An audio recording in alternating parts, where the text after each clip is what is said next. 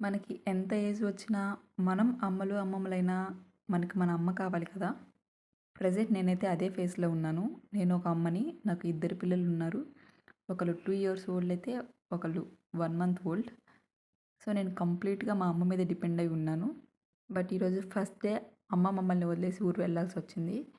So, నేను ఈరోజు first time మా అమ్మ హెల్ప్ లేకుండా నా ఇద్దరు పిల్లలతో నా మార్నింగ్ రొటీన్ ఎలా చేశానో చూసేద్దాం.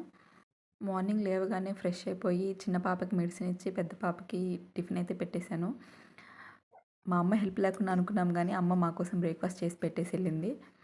తర్వాత నేను కూడా టిఫిన్ చేసేసాను. ఈ గ్యాప్‌లో మా నాన్న నా పెద్ద కూతురికి రాగి జావ తాగించేసేశారు.